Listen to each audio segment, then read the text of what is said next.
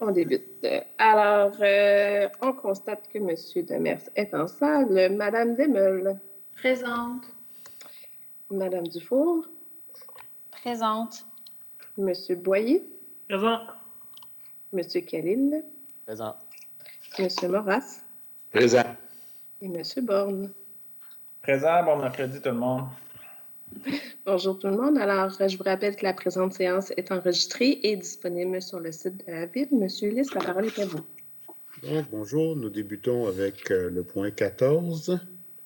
14.1, il s'agit de recommander la convention de prolongation du bail en faveur de TELUS Communications. Si vous permettez, M. Ulysse. Bien sûr. Sur 14.1, il y a certains points. Évidemment, la Ville, pour ses besoins, fait des locations dans différents immeubles. Et là, on se résume à donner un bail de 5 ans, une prolongation. On se posait la question si, en tout cas, je me posais la question si il n'aurait pas été plus rentable de récupérer ces pieds-là et cesser de les louer ailleurs. Et quand je regarde un bail de 5 ans avec des augmentations de loyers qui sont, somme toute, très modestes, là, environ 1,1 % d'augmentation par année, on aurait-tu été mieux de signer un bail d'1 an ou de 2 ans si TELUS sont mal pris? Il n'est pas dit, là, on a beaucoup d'inconnus dans le prochain 5 ans au niveau des soubresauts de l'économie. Et alors, c'est les questions que je me posais, les deux questions. Bonjour, M. le maire, Sylvain Gouin du BTI. Écoutez, deux informations importantes, là. TELUS occupe est locataire de l'immeuble depuis 20 ans, un bail de l'année 2000 à 2010, renouvelé de 2010 à 2020, lequel bail est publié et comporte une option de renouvellement de 5 ans. Donc, la Ville doit convenir d'une prolongation avec TELUS. TELUS nous a demandé 10 ans. On a regardé avec gestion des immeubles et puis on a dit non. Entre autres pour certains motifs que vous avez soulevés, M. le maire. Donc, on a une obligation ici de faire une négociation de bonne foi et de convenir d'une prolongation de 5 ans avec eux. Ce qu'on propose ici, donc, conformément aux obligations de la Ville avec ce locataire. Pour ce qui est du loyer, jusqu'en 2020, c'est un loyer qui était indexé de 2010 à 2020, puis il payait 20 $. Il payait 20 $ le pied carré. On l'a indexé de 10 %. Pour le mettre au marché à 22 $. Puis on prévoit, vous avez raison, l'augmentation sur les 5 prochaines années elle est minime, mais on vient de l'actualiser en augmentant de 10 % le revenu du loyer. Donc, ça positionne un loyer marchand et au cours des 5 prochaines années, la Ville déterminera si elle veut conserver TELUS ou pas comme locataire. Merci. Moi, ça répond à mes questions. Monsieur Gouin, merci beaucoup. J'aimerais juste m'assurer d'avoir bien compris. Dans le fond, l'option, on est obligé de la donner à TELUS? Oui. Okay. Oui, tout à fait. Ce qui est prévu, c'est qu'on renégocie les conditions. Puis c'est ce qu'on fait ici. Les conditions du bail n'étaient pas prévues. Donc, ils nous ont signifié qu'ils voulaient exercer leur option. Puis donc, on a eu des discussions depuis le printemps avec eux là, pour en arriver à ces conditions-là. OK. C'est bon. Merci. La particularité, M. Khalil, c'est que lorsqu'un bail est enregistré et qu'on acquiert un immeuble, le bail nous est opposable. Et c'était le cas ici. Oui, non, j'ai compris. Moi, je pensais juste parce que c'est pas dans la façon que c'est écrit, mais au pire, on l'expliquera là, rendu au conseil, si la question revient. OK. Donc, nous allons à 22. 22.1. Il s'agit d'approuver et signer la convention d'occupation temporaire d'une partie du domaine public à intervenir entre la Ville de Laval et Claudette Langlais et Giuseppe Medano. Une toute petite question. On voit que, bon, le loyer, on leur charge seulement $1, là. au final, ce qu'on veut, c'est leur donner l'autorisation, mais dans le sommaire additionnel, dans l'aspect financier, il marquait 12 000 $. Je veux juste comprendre d'où venait ce 12 000 $-là. Je vais. Pardon, Simon Tremblay ici aux affaires juridiques. Je vérifie puis je vous reviens. Là, ça ne sera pas très long. Okay, parfait. Puis j'imagine qu'on s'est assuré que le 15 novembre, c'était suffisamment long avec les citoyens pour faire les travaux. Oui, ça oui. Okay, parfait, merci. Donc, on va le passer. On va aller à 22.2, qui est renouveler le mandat d'une administratrice indépendante au conseil d'administration du réseau de transport métropolitain. 25.1. Il s'agit d'approuver les procès-verbaux des séances du comité exécutif tenues le mercredi 7 octobre 2020. 26.1. Il s'agit d'autoriser un mandat professionnel de gestionnaire de projet de la firme Lévio Conseil dans le cadre de l'entente cadre SP 30009.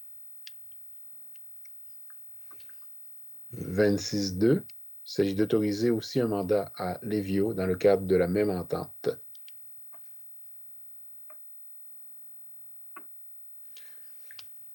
36.3. Il s'agit aussi d'autoriser un mandat professionnel d'un gestionnaire de projet dans ce cadre-ci à la même firme dans le cadre de l'entente SP 30009. Et 26.4, il s'agit aussi de mandat professionnel d'un gestionnaire de projet à la firme Lévio dans le cadre de l'entente SP 30009. Et le dernier, qui est un gestionnaire de projet aussi dans le cadre de la même entente au niveau de l'optimisation des processus d'inspection.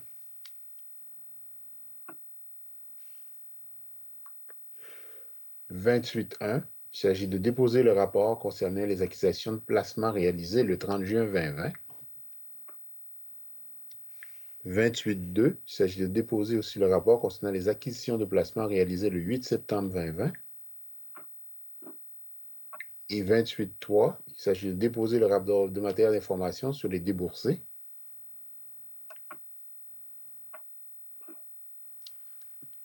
36.1, il s'agit de demander les soumissions par voie d'appel d'offres public SP 30-102 pour la fourniture et la livraison de polymères pour les 3 stations de récupération des ressources de l'eau. 36.2, il s'agit d'octroyer le contrat EXE 0478 pour l'acquisition de munitions de service et de divers calibres pour le service de police, bien sûr. 36.3, c'est envoyé au huis clos.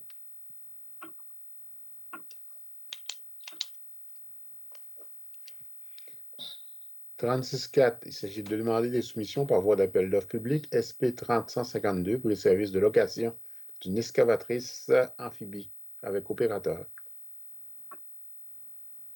36.5, il s'agit d'adjuger le contrat SP 29-986 pour l'acquisition d'outils.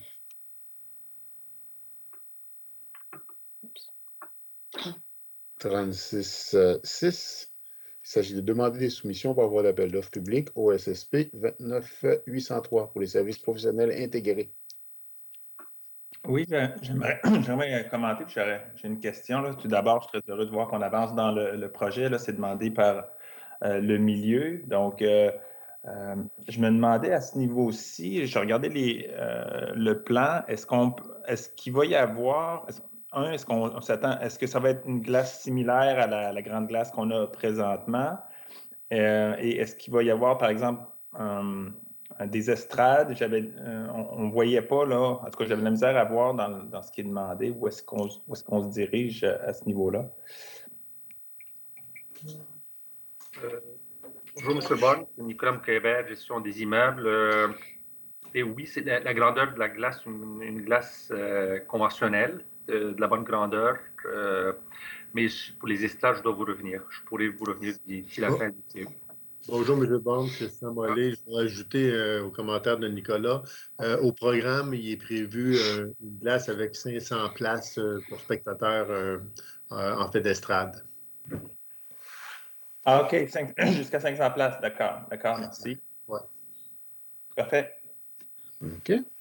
Donc, nous allons au 36.7, qui est d'octroyer le contrat EXE 0491 pour l'acquisition d'agents encapsuleurs. 36.8, il s'agit d'adjuger le contrat INV 3505, les services professionnels. 36.9, il s'agit d'adjuger le contrat SP 30044 pour les services de location, installation et démontage de chapiteaux. Une petite question ici. Considérant, en fait, est-ce que l'appel d'offres, c'est juste sur demande qu'on obtient les services? Monsieur Boyer, Sébastien Vallée, CLSDS. Ce n'est pas uniquement sur demande, c'est pour l'ensemble des événements qui sont planifiés de façon récurrente et habituelle. Dans l'appel d'offres, il y avait déjà la planification, entre autres, de la location des chapiteaux pour le marché de Noël. Là, vous comprenez que la situation actuelle fait en sorte que la programmation est revue, mais c'est pour l'ensemble des besoins prévisibles du CLSDS. Donc, on peut penser marché de Noël, fête de la famille en septembre, les événements corporatifs, Laval en blanc. Donc, c'est principalement pour ce type d'activité-là dont on a besoin de ces services-là. Donc, évidemment, c'est sur demande, mais il y a quand même beaucoup de programmations qui sont déjà planifiées pour l'utilisation de ces services-là. OK. Mais ma préoccupation, c'est avec la COVID, il y a beaucoup d'événements qui ne peuvent pas se tenir. C'est quoi le niveau de certitude que les chapiteaux demandés seront nécessaires? C'est évalué en fonction de la programmation. Donc, on sait, par exemple, que les besoins qui ont été identifiés pour le marché de Noël, c'est des besoins qu'on n'aura pas, qui ne se concrétiseront pas. Donc, ça va nous donner une marge de manœuvre dans le bon de commande. Par contre, c'est difficile pour nous de planifier déjà sur des chapiteaux qui seraient requis au printemps ou à l'été prochain, malgré la situation actuelle. Puis dans le cas où on n'a pas de contrat d'ouvert, c'est difficile pour nous de pouvoir le faire. Donc, on n'a pas l'obligation d'honorer l'ensemble de ce qui est mis au contrat, dépendamment de la situation. Mais c'est certain que c'est difficile pour nous de le planifier. Puis on préfère avoir un mandat qui est actif plutôt que d'y aller à la pièce en fonction de la situation, étant donné qu'on est dans une programmation qui est quand même à long terme. OK. Mais ce que je comprends, c'est qu'il y a une certaine flexibilité. Si, par exemple, il y a un événement qu'on ne peut pas tenir, on peut reporter ces sommes-là pour des emprunts pour un autre événement plus tard. Absolument. OK. Merci beaucoup. Donc, 3610. Il s'agit d'adjuger le contrat SP 29790 et débuter les travaux de sécurisation des installations de chlore gazeux aux stations d'eau potable Chaumédé, Pont-Vieux et Sainte-Rose.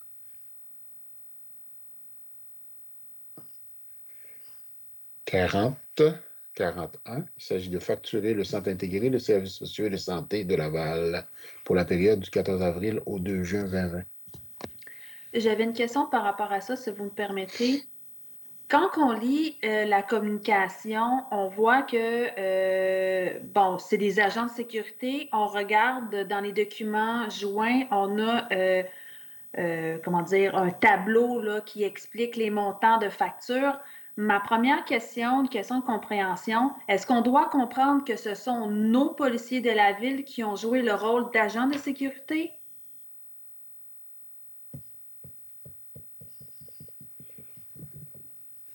Ma première question, je vais attendre la réponse. Parce que sinon, je me disais, est-ce que c'est, par exemple, parce que nous, la Ville de Laval, au service de police, on fait affaire avec une firme externe puis qu'on a mandaté des agents de police? Parce que c'est comme pas clair dans la communication. Qui a fait le service d'agent de sécurité? OK, on va le faire préciser. Une minute. Et ma deuxième question, je vais y aller tout de suite. Bon, je comprends qu'on facture. Je suis très contente de voir qu'on facture parce que c'est un service. Ça va de soi.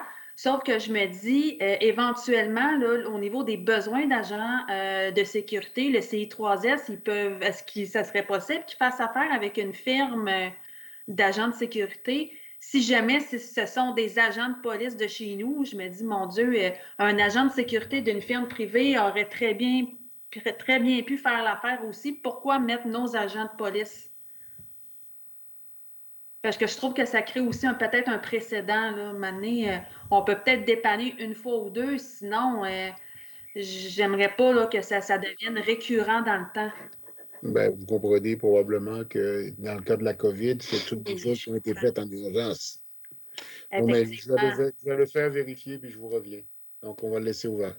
Parfait, merci. Dans 22.1, Maître Tremblay est revenu. Simon? Oui, pardon. Excusez, la réponse que je craignais, celle-ci, là, c'est tout simplement une coquille. Là, sauf que compte tenu que c'est pas dans les considérants et ce n'est pas dans les conclusions, et compte tenu d'une certaine urgence de la situation, là, compte tenu que les travaux s'apprêtent à débuter, il n'y a pas d'enjeu, à moins que la greffière y voit objection, à juste noter là, que c'est une coquille, que le loyer n'est pas de 12 000 par année, mais bel et bien mais c'est à l'instar d'une procédure, c'est une allégation, donc ça ne lie pas là, personne. Puis en mettant une note au procès verbal, ben, si un jour il y a un questionnement, bon, ça sera clarifié, là, mais je suggère donc, à moins qu'il y ait une objection de la greffière, de l'adopter quand même là, en notant effectivement que c'est une coquille, puis on s'excuse de la coquille, pardon. Ben, c'est sûr que je peux le noter, là, Simon, dans le procès verbal, mais on a une grosse journée aussi. Si vous préférez le corriger puis nous le retourner, ça peut être fait assez rapidement dans la journée. C'est libre à M. Ulysse. Oui, c'est ça, peut-être M. Ulysse ou les élus, parce que je veux dire, procéduralement, il n'y a pas de problème parce que ce n'est pas dans la résolution ni dans le contexte, là, mais on peut aussi le relancer là, si ça rend tout le monde plus confortable. Là. Ça, un ou l'autre, il n'y a pas de problème là, dans les deux situations. Deux options, pardon. M. Ulysse, qu'est-ce que vous préférez? On le retourner puis le faire corriger. Parfait. On s'exécute et on s'excuse encore. Problème. Alors, nous sommes à 41. Donc, 41.1, il s'agit d'approuver les recommandations du comité du Fonds Jeunes Promoteurs du 22 septembre 2020 quant au versement d'aide financière de 11 500 $ et de 7 500 $ à 2 personnes. 41.2, il s'agit d'approuver l'aide financière entre la Ville de Laval et l'organisme à but non lucratif Techno Montréal pour un montant de 77 500 pour la mise en œuvre de magasins éphémères et places de marché en ligne, API Achetons Plus ici.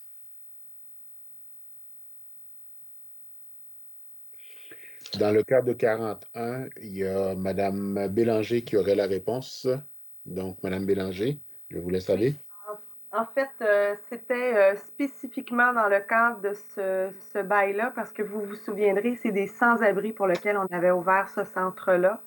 Les gens dans le quartier avaient des préoccupations par le fait qu'on amenait une clientèle là, au niveau de cette maison-là, le moins habituelle. C'est pour ça qu'on avait renforcé un peu plus la sécurité et que ça avait été fait par nos services de police. C'était vraiment uniquement là, dans le cadre de ce bail-là, compte tenu de la clientèle là, qui, ben, c'est pas vraiment un bail, là, le prêt d'espace, là, compte tenu de la clientèle qu'on amenait là. OK, parfait, c'est beaucoup. En raison de la pandémie. Puis on avait eu la discussion là, de mémoire là, dans un CE ou une statutaire, là, je peux pas me rappeler, là, mais on avait eu la discussion là, à savoir de s'assurer là, qu'il y allait avoir une certaine vigilance autour là, pour rassurer les gens du quartier. Oui. Parfait. Et mon autre question, je présume que, bon, je comprends très bien là, la notion de sécurité ici, étant donné que c'est une clientèle spécifique, il y a une notion de sécurité. Est-ce qu'il y a un autre contrat qui est prévu avec les services de police et CI3S pour le même centre?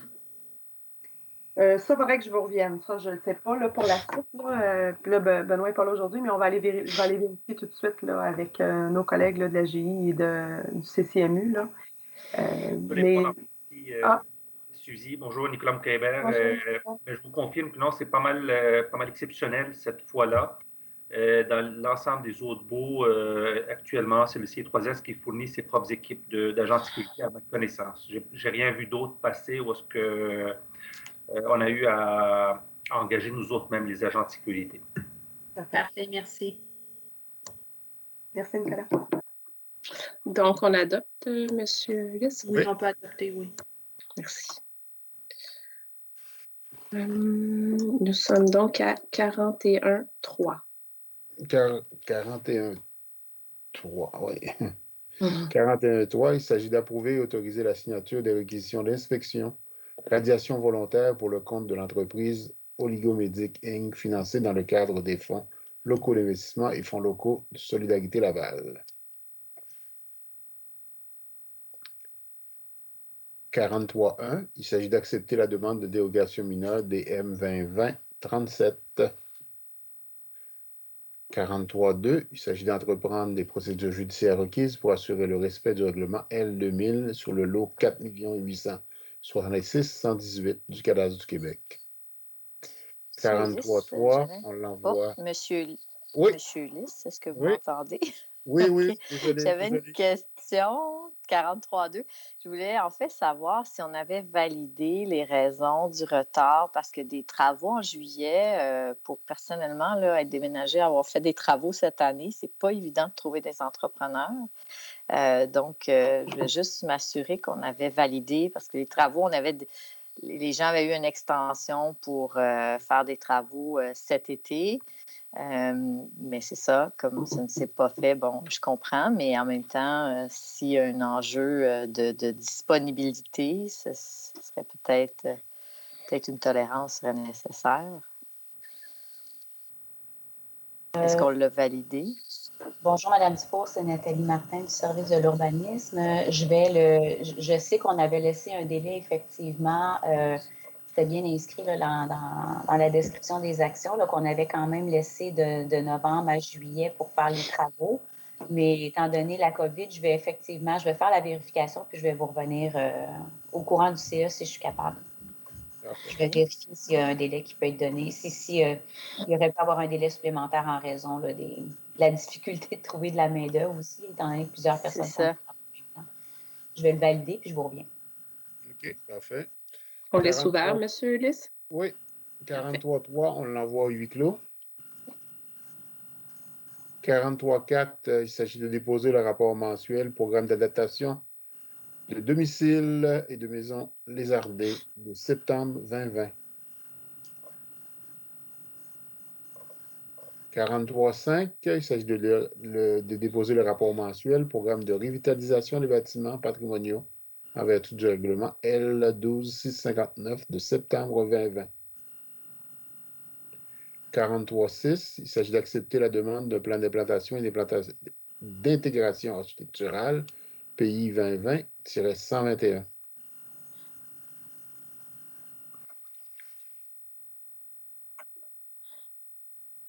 51, il s'agit de prendre acte du rapport de réédition de compte et autoriser des crédits supplémentaires au contrat SP 29877.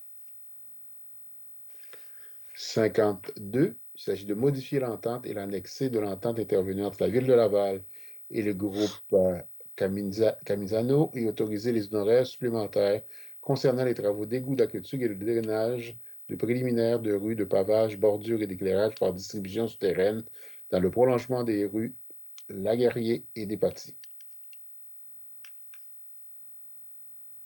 53, il s'agit d'approuver l'entente par déplacement pour le déplacement ou l'enfouissement d'une portion du réseau de distribution intervenir entre la Ville de Laval et Hydro-Québec concernant le déplacement d'équipements d'utilité publique dans le cadre de travaux de mise en place de mesures préférentielles pour autobus dans le corridor de l'avenue des Bois, d'une partie de l'autoroute Jean-Noël Lavoie, du boulevard Chomédé et entre la gare Sainte-Dorothée et le pont La Chapelle. 54, il s'agit de réduire la circulation des transits sur les rues des Capucines et Noël. 55, il s'agit d'approuver la cession d'une servitude permanente sur une partie du lot 6 170 983 du cadastre du Québec en faveur d'Hydro-Québec et Bell Canada dans le cadre d'une demande de promoteur pour l'avenue des Trembles. 56, il s'agit de prendre acte du rapport de réédition de compte au contrat SP 29655. 57, il s'agit de prendre acte des rapports de réédition de compte du contrat SP 29920.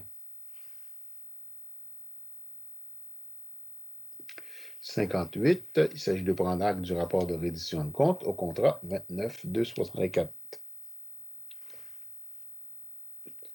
59, il s'agit d'autoriser la signature de la permission d'Hydro-Québec pour procéder aux travaux de mesure d'apaisement de la circulation dans l'emprise d'Hydro-Québec sur le tronçon de la rue Palerme, situé entre le boulevard Belle-Rose-S et la rue Maurice.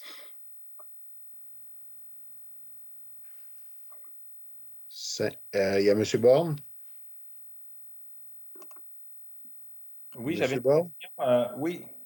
Désolé. J'avais une question concernant l'avenue des Bois. Ça remonte à un point précédent, mais je lisais que 30 des travaux ont été réalisés et je voulais m'assurer ou vérifier comment allaient les travaux auprès du service de l'ingénierie, puis si on s'attendait à ce qu'ils soient réalisés là, selon la cédule.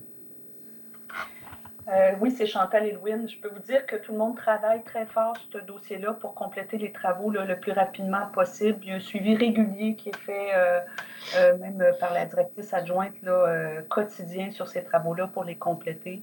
Il y a eu des mesures d'accélération qui sont faites par l'entrepreneur pour compléter également les travaux. Donc, on met tout en œuvre là, pour terminer avant les fêtes, comme mentionné. On espère aussi que le beau temps va être de notre côté parce que toutes les journées de pluie nous rendent la tâche extrêmement complexe.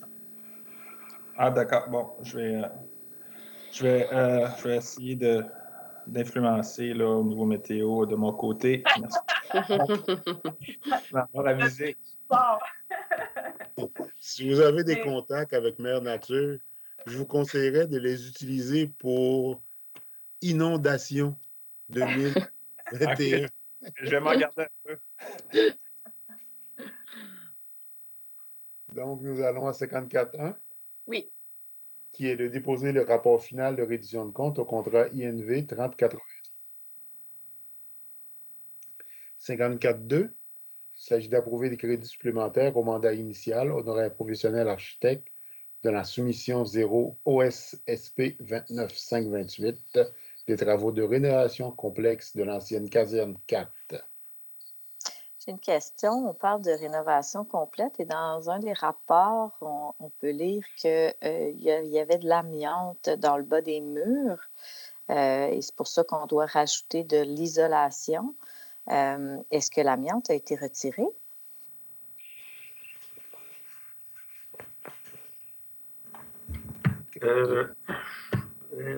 Nicolas Mcavet, gestion des immeubles. Peut-être que j'aurais fait Rita est dans la salle. Je demanderais peut-être à Rita de répondre. Oui, bonjour, Rita Chahine, gestion des immeubles. Dans le fond, oui, effectivement, on va l'enlever lors des travaux. Donc, c'est pour cette raison-là qu'on a intégré ces travaux-là dans les plans et devis. Donc, elle va l'être lors de la réalisation des travaux. Et donc, on va retirer l'amiante puis rajouter de la nouvelle isolation. Exactement, c'est ça. Parfait, merci. Merci. Je vais faire une fois. 61. 61. Il s'agit d'approuver l'entente de gestion au montant de 148 317,75 avec le club d'athlétisme dynamique de Laval pour la gestion des installations d'athlétisme au parc école Odyssée des jeunes. J'ai une question. Oui. Juste, en fait, c'est plus pour peut-être Mme la greffière, c'est par rapport à la façon que le sommaire décisionnel a été rédigé. C'est un contrat de 3 ans, mais c'est comme si c'était 3 contrats individuels dans le sommaire. On voit la durée du contrat 2020, durée du contrat 2021, durée du contrat 2022. C'est dans la première partie. Oui, c'est ça, c'est là. Oui. Écoutez, c'est pas moi qui l'ai traité, ce dossier. Je ne sais pas si le service a plus d'informations. Nous, on n'avait pas vu qu'il y avait une irrégularité là, par rapport à la façon dont il était monté, là, le SD. Mais je peux faire des validations si vous voulez. C'était une curiosité. Là. Il me semble que c'est la première fois que je voyais ça comme ça. Madame Dufour, Sébastien Vallée, CLSDS. Effectivement, il ne s'agit pas de 3 contrats distincts, là, il s'agit d'un seul contrat avec 3 demandes d'achat. Il y a 3 lignes au contrat pour le paiement. Évidemment, la première année est d'une durée différente, là, étant donné que les équipements ont été livrés à la fin de la période estivale. Donc, le contrat va débuter à la signature actuelle, mais on a ouvert les installations à partir du début septembre. Donc, c'est pour ça que la première année, le contrat est moins élevé puis la durée est moins longue également. Mais il s'agit des années du contrat, là. Il ne s'agit pas de 3 contrats distincts, évidemment. J'avais une question, moi. Je suis très heureux de voir qu'il y a 24 heures là, qui est réservé à l'utilisation par les citoyens. Comment ça va fonctionner? En fin de compte, un citoyen va pouvoir réserver sa place, utiliser l'installation. J'étais curieux de voir comment ça allait fonctionner au niveau citoyen puis au niveau de la commission scolaire lorsqu'ils vont vouloir, par exemple, utiliser le site en après-midi. Comment ça va fonctionner? Bien, rapidement, M. Borne, encore Sébastien Vallée, CLSDS. L'entente avec le Centre de services scolaires, évidemment, on est à conclure l'amphithéose avec le Centre de services scolaires. On avait besoin d'avoir l'autorisation du ministère. Donc, l'amphithéose va vous être soumis pour approbation sous peu, pour approbation. Pour ce qui est de l'entente avec le club fait en sorte que on souhaite qu'il y ait une collaboration étroite entre le club et l'utilisation qui est déjà prévue à l'entente en amphithéose avec le Centre de services scolaires, donc avec l'école lycée des jeunes. Donc, le club va être là pour desservir les besoins et les usages que souhaitent faire, par exemple, les professeurs d'éducation physique dans le cadre de l'école. Donc, ils vont être là pour ouvrir les installations. Le choix du service a été de confier la responsabilité au club pour permettre au club de se développer puis parce que c'est des installations qui sont de nature spécialisée. Donc, c'est plus intéressant pour nous de faire affaire avec le club qui a cette expertise-là, plutôt qu'ils mettent simplement nos moniteurs surveillants et après ça, d'avoir de toute façon le club qui vient en faire le principal usage. Pour ce qui est des utilisations citoyennes, les gens, c'est un libre accès. C'est un peu comme, là, évidemment, on est en période COVID, là, mais encore actuellement, ce que fait le club, c'est qu'ils ont l'équivalent de moniteurs surveillants sur place et pendant les plages horaires qui sont disponibles pour les citoyens, rapidement, là, c'est de 4 à 5h30 du lundi au vendredi, puis après ça, de 7h à 9h du lundi au vendredi, puis les plages horaires la fin de semaine également, où l'ensemble des corridors sont disponibles pour la marche et la course, et puis pour d'autres types d'entraînement, en autant qu'on utilise les installations de façon adéquate. Donc, c'est déjà ouvert, les citoyens y ont déjà accès, ça fonctionne bien, puis c'est le club qui en assure la surveillance. D'autres écoles de la commission scolaire de Laval vont pouvoir,